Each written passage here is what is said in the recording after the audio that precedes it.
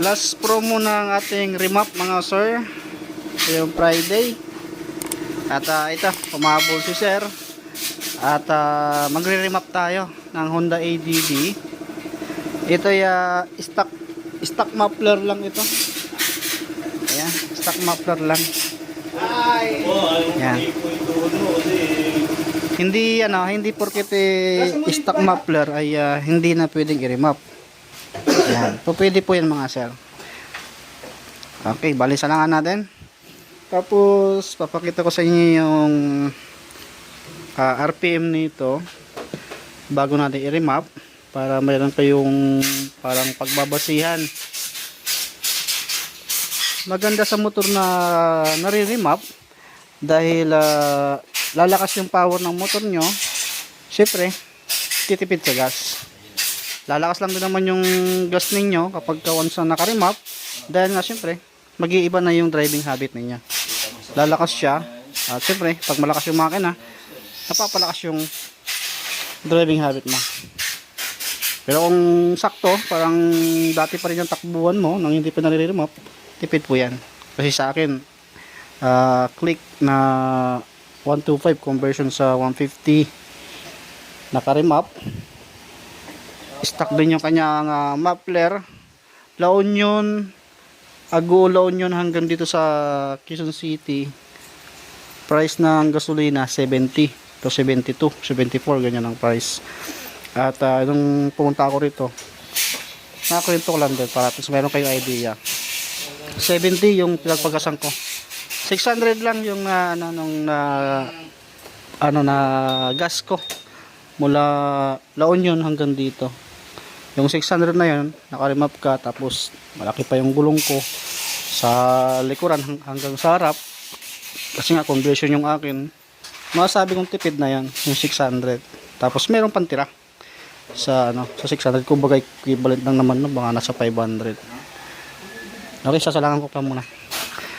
Kilometer niyan, ayan, 40,000. Ginagamit sa sa MC Taxi. Si ADB kasi dito tayo sasalang. At yung kung nito, ADB 160 itong mga sila. Nandito yung niya. Ang gagamitin natin pang pang remap itong MST 100 Pro. Accurate yan mga sir. Okay, saksak ko muna to. Tapos pakita ko yung stock file to na remap. Yan, ito yung sakit niya. Ito. Tapos connect natin to. Okay, na-connect ko na. Positive, negative. Tapos yung OBD. At on natin. Tapos dito. Sa Honda tayo dahil Honda yung nire-remap natin. Honda lang yung nire-remap natin mga sira. Sa Yamaha, bali hindi pa tayo nagre-remap sa Yamaha dahil wala naman tayong dyno. Kaya Honda lang yung ating nire-remap. Okay, hintayin natin sa hanggang lumabas yung kwan. Okay. Tapos down, engine data. Yan, dito kayo magbase sa engine speed. Ito i-highlight ko, ibaba ko. Yan, yung naka-highlight kulay dilaw. Mamaya ipo-full rave ko siya para makakuha natin yung pinaka maximum na RPM niya. Kung ilan ba yung lalabas diyan. Sige, pan-try natin. Kaya mga sila maandar na. Tapos meron siyang check engine pinamandar unit. Kwento ni sir, nagkaroon ng check engine simula daw siya nagpalit siya ng gulong. Medyo may hindi yata na sa kwan. Pero madali lang din naman yan, i-erase natin. Ipakita ko lang muna sa inyo yung yung kwan natin, engine data. Ayan dito sa engine data, i-highlight ko na lang. Okay. 1750. Yan, ipo-full ko mga sila.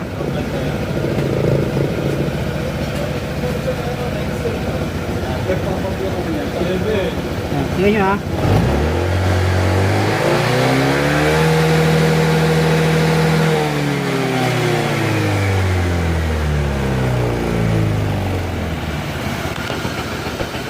ang nakita niya yung engine speed or RPM, umabot lang siya ng pinakasagad niya 9,700 RPM.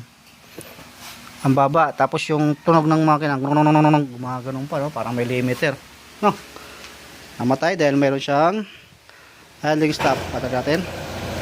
Okay, isa pa para klaro.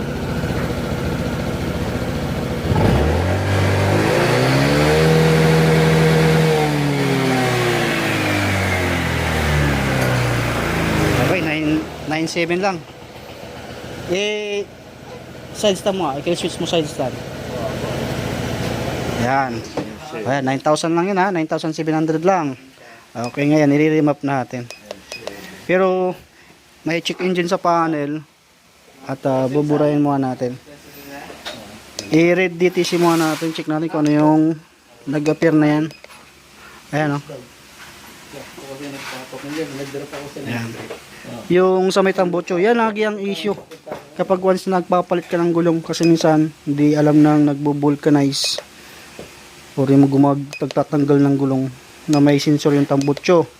Kapag tinanggal, sabay laglag agad yung tambutso, mahatak yung ano. Dami nang nasiraan ng ganyan.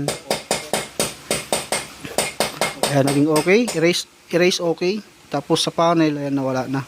Pero pag bumalik yan, ibig sabihin, yung sensor na yon ay hindi pa naayos. Mamaya, makikita naman natin yan.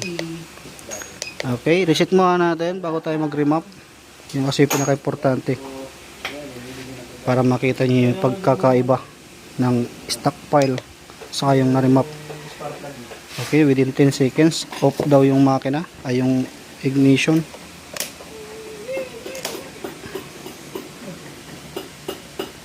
Okay, in-off ko yung ignition pero hindi na lumabas yung check engine. Ibig sabihin, goods yung kanyang sensor sa may oxygen. Ngayon, gagawin natin ay magre-remap na tayo. Okay, remap. Honda remap. Okay. Shindonjin.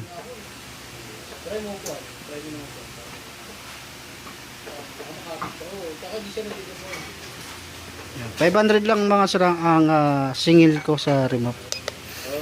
Promo pa. Okay, ayan. Siyempre, auto-scan tayo. Dito, makikita nyo sa ano niya, stock na na RPM niya talaga ay 9,800. Yun sa kanya, 9,700 lang. Pinaka-maximum. Pero, pasok na yun sa 9,800 RPM map plus 2. Ngayon, gagawin natin, ipa-plus 5 natin, 10,500 RPM plus 5. Kasi 160 yung nire-remap natin, kaya plus 5 tayo. Okay, i-remap natin. Medyo malikot yung kamay. Yan, 10,500 RPM. Yan yung ipapasok natin sa ECU. Kapag pinulrip natin mamaya, after natin ma-remap ito,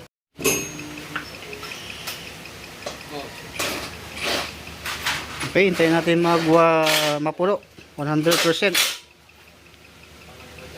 Kailangan hindi ma-off yung Yes sir. Okay, hintayin natin mga sir na mapuno. Naputol pa yung video natin kanina. Hintayin natin mapuno. Okay, 23%. Kailangan hindi naka-off yung yung ignition kasi hindi magi-start yung yung makina. Kumbaga makukurap yung files. Hindi under yung motor. Yan. Automatic lalabas yung check engine kapag nagre-remap. Kaya hintay lang muna natin mapuno. Yung nilagay ko dyan na 10,500 RPM plus 5, yun yung lalabas mamaya. Doon sa sa RPM nya kapag pinol-rev natin mamaya. Hintay lang natin mapuno yan. Okay, 85% na. Malapit na. Kaya kung gusto mo ngayon, ngayong buwan, by next month, pag nag-15 nag-15 na, doon mo na makukuha yung mga voucher. Kailangan yun 20 rides na per day. Oo. Huwag mong, Kaya yun? oo. Kaya nga. Kaya Kaya yun. mo bilit. Kasi ako Huwag mo sadsadin yung long ride. Kasi ako Kung ayaw mong kita lang. Kasi ako nakaka-12, 15. Okay, tapos na yung ating pagre-remap. Bago natin i-okay yan doon, off muna natin ignition. May kasama pang... Okay, tapos okay. Back. Okay, back natin. Back. Tapos on natin. Paso yung on side sa mga doon. Yan, balik tayo sa auto scan para mapalabas natin yung RPM. Papandarin natin.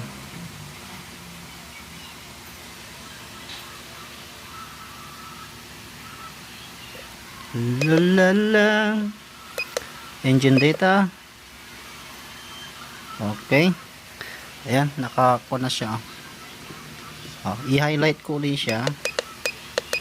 Sa engine speed. Ayan, naka 0-0 pa dahil nga hindi pa umaandar. Sa panel, ayan, wala nang check engine. Pa-pihit nga ako ng para. Tingnan mo.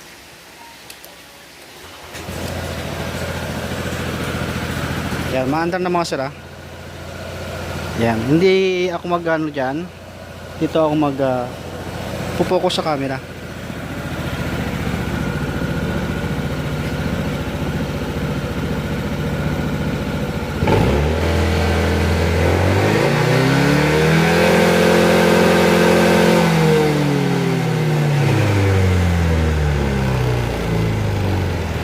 Okay, nakita nyo? 10,500 RPM na. Plus 5 pa yun. Maaaring pumalo sa 10,500. Plus 5, ganyan. Ayan. Gumanda. Pati yung hatak mo rito. Ayan, gaganda rin. Saka talagang ano siya. Agresibo yung acceleration niya. Hindi na yung malamya. Okay, isa pa. Para kuhan. Baka sabihin natin, nakatsambahan lang.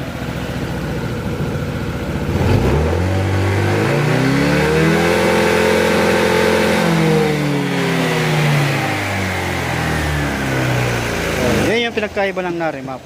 Tapos dito naman tayo.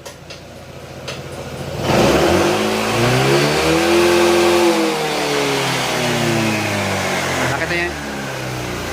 Ako, pag pinupull rib kasi natin tong si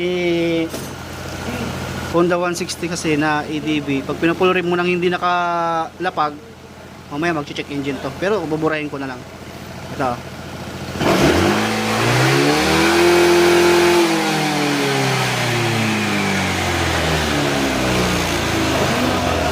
Ayan mga sir, nakita nyo naman sa speed nya.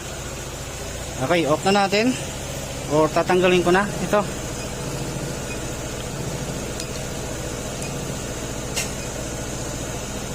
Mas maganda kasi na-remap mga sir. Mas efficiency sa fuel. Yan. Lumalakas lang din naman sa gas kapag tudubirit ka na. Siyempre alam mo na, na-remap na siya. Mas malakas yung power. At mapapahataw ka na mapapahataw talaga. Pero pagdating sa mga akyatan, ayan, kung wala ka nang poproblemahin kasi naka-power na siya. Ayan, sa mga gusto magpa-remap ngayon, so pwede natin remap ngayon. Hindi lang hindi lang ang nire-remap, hindi lang yung naka-pipe. Pwede rin sa stock mga sir. Saka hindi siya ma-vibrate mga sir. Tuwan-tuwa na yung driver. Okay, dito na tatapos yung video natin sa pagre-remap.